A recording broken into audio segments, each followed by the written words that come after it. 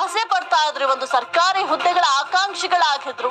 ನಮ್ಗೆ ಅಟ್ಲೀಸ್ಟ್ ಒಂದು ಸರ್ಕಾರಿ ಕೆಲಸ ಸಿಗುತ್ತೆ ಅಂತ ಕನಸನ್ನ ಕಾಣ್ತಾ ಇದ್ರು. ಆದ್ರೆ ಈಗ ಸರ್ಕಾರಿ ಹುದ್ದೆಗಳ ನೇಮಕಾತಿ ವಿಳಂಬ ಆಗುತ್ತೆ. ಒಂದು ಬಿಲ್ ವಾಪಸ್ ಹಿನ್ನೆಲೆ ನೇಮಕಾತಿ ಪ್ರಕ್ರಿಯೆ ಈಗ ಮತ್ತೆ ವಿಳಂಬ ಆಗುತ್ತೆ.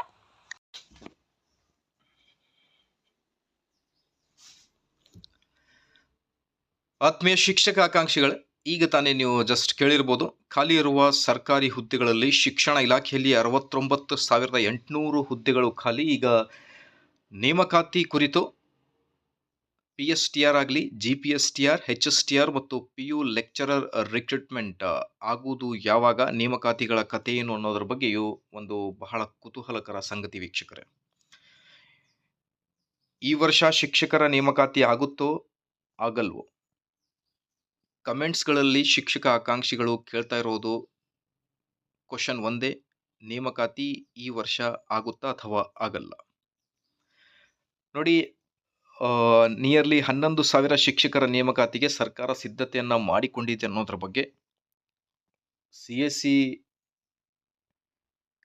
ಕಚೇರಿಯಲ್ಲಿ ಶಿಕ್ಷಕ ಆಕಾಂಕ್ಷಿಗಳು ಹೋದಾಗ ಡಿಸ್ಕಷನ್ ಏನು ಮಾಡಿದ್ದಾರೆ ಅಫಿಷಿಯಲ್ಸ್ ಜೊತೆ, ಅವರು ಹೇಳಿರುವ ಮಾಹಿತಿಯ ಪ್ರಕಾರ ನಾವು ಶಿಕ್ಷಕರ ನೇಮಕಾತಿಗೆ 11,000 ಶಿಕ್ಷಕರ ನೇಮಕಾತಿ ಏನಿದೆ ಅದಕ್ಕೆ ಸಿದ್ಧತೆಯನ್ನು ಮಾಡಿಕೊಂಡಿದ್ದೇವೆ.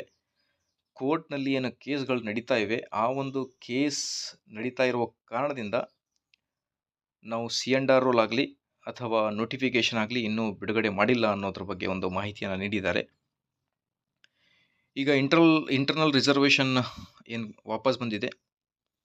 ಸೊ ಹಾಗಾಗಿ ಈಗ ಆ ಒಂದು ಇಂಟರ್ನಲ್ ರಿಸರ್ವೇಷನ್ ಬಿಲ್ ಕ್ಲಿಯರ್ ಆದ ಮೇಲೆ ಶಿಕ್ಷಕರ ನೇಮಕಾತಿ ಆಗುತ್ತಾ ಅನ್ನೋದೇ ಒಂದು ದೊಡ್ಡ ಪ್ರಶ್ನೆ ಆಗಿರುತ್ತೆ ವೀಕ್ಷಕರೇ. ಬಟ್ ಕೋರ್ಟ್ ಕೇಸ್ ಕ್ಲಿಯರ್ ಆದಮೇಲೆ ನಾವು ನೇಮಕಾತಿ ಮಾಡ್ತೀವಿ ಅನ್ನೋದ್ರ ಬಗ್ಗೆ ಭರವಸೆಯನ್ನು ಕೂಡ ನೀಡಿದ್ದಾರೆ ಶಿಕ್ಷಕ ಆಕಾಂಕ್ಷಿಗಳಿಗೆ CSE ಕಚೇರಿಯಲ್ಲಿ. ಸೊ ಹಾಗಾಗಿ ನೀವು ಆಸ್ ಪರ್ ನಿಮ್ಮ ಒಪಿನಿಯನ್ ಪ್ರಕಾರ ನೇಮಕಾತಿ ಆಗುವುದು ಈ ವರ್ಷದಲ್ಲಿ ಅಥವಾ ಫೆಬ್ರವರಿ ತಿಂಗಳಲ್ಲಿ ನೋಟಿಫಿಕೇಶನ್ ಆಗಬಹುದಾ ಅಥವಾ ಇಲ್ಲ ಅನ್ನೋದ್ರ ಬಗ್ಗೆ ಕಮೆಂಟ್ ಮಾಡಿ ವೀಕ್ಷಕರೇ.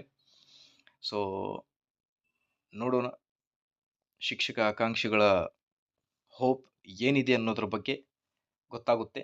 ಸೊ ಈ ತಿಂಗಳು, ಮುಂದಿನ ತಿಂಗಳು ಫೆಬ್ರವರಿ 2026ರಲ್ಲಿ ನೋಟಿಫಿಕೇಶನ್ ಆಗುತ್ತಾ ಅಥವಾ ಆಗಲ್ಲ ಅನ್ನೋದ್ರ ಬಗ್ಗೆ ಒಂದು ಕಮೆಂಟ್ ಮೂಲಕ ತಿಳಿಸಿ. ಅದರ ಜೊತೆಗೆ ನಮ್ಮ ಯೂಟ್ಯೂಬ್ ಚಾನಲನ್ನು ಕೂಡ ಸಬ್ಸ್ಕ್ರೈಬ್ ಮಾಡಿಕೊಳ್ಳಿ. ಮುಂದೆ ಬರುವ ಶಿಕ್ಷಕರ ನೇಮಕಾತಿ ಕುರಿತು ಮಾಹಿತಿಯನ್ನು ತಮ್ಮೊಂದಿಗೆ ಶೇರ್ ಮಾಡಲಾಗುವುದು. Thank you friends.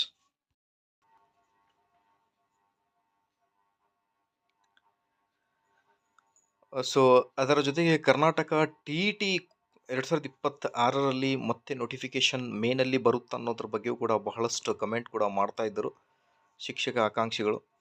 ಸೊ ಹಾಗಾಗಿ ಈಗ CETಗಿಂತ ಮುಂಚೆ ಮತ್ತೊಂದು KTET ಆಗುತ್ತಾ ಅಥವಾ ಇಲ್ಲ ಅನ್ನೋದ್ರ ಬಗ್ಗೆಯೂ ಕೂಡ ಬಹಳಷ್ಟು ಪ್ರಶ್ನೆಗಳು ಕೇಳ್ತಾ ಇದ್ದಾರೆ. ವೀಕ್ಷಕರೇ ನೋಡಿ, ಮೊದಲಿಗೆ ನಾವು ಶಿಕ್ಷಕರ ನೇಮಕಾತಿ ಏನಿದೆ ಆ ಒಂದು ನೇಮಕಾತಿ ಕುರಿತು ಸೊ ಕೋರ್ಟ್ನಲ್ಲಿ ಇನ್ಕಮ್ ಕಾಸ್ಟ್ ಸರ್ಟಿಫಿಕೇಟ್ ತೊಗೊಂಡು ಏನು ಕೇಸ್ ನಡೀತಾ ಇದೆ ಅದರ ಕ್ಲಿಯರ್ ಆಗಿದೆಯಾ ಅಥವಾ ಇಲ್ಲ ಅನ್ನೋದ್ರ ಬಗ್ಗೆ ಮಾಹಿತಿ ಗೊತ್ತಾಗಿದ್ದಲ್ಲಿ ಶಿಕ್ಷಕರ ನೇಮಕಾತಿಗೆ ಅಧಿಸೂಚನೆ ಬರಬಹುದು ಅನ್ನೋದ್ರ ಬಗ್ಗೆ ಒಂದು ಹೋಪ್ ಇದೆ. ಸೊ KTET ವರ್ಷಕ್ಕೆ 2 ಸಾರ್ತಿ ಅನ್ನೋದ್ರ ಬಗ್ಗೆ ಏನು ಮಾಹಿತಿ ಇದೆ ಅದು ಇನ್ನೂ ಕೂಡ ಅಫಿಷಿಯಲ್ ಆಗಿ ಡಿಕ್ಲೇರ್ ಆಗಿಲ್ಲ. ಡಿಕ್ಲೇರ್ ಆದಮೇಲೆ ತಮ್ಮೊಂದಿಗೆ ಮಾಹಿತಿಯನ್ನು ಶೇರ್ ಮಾಡಲಾಗುವುದು. Thank you.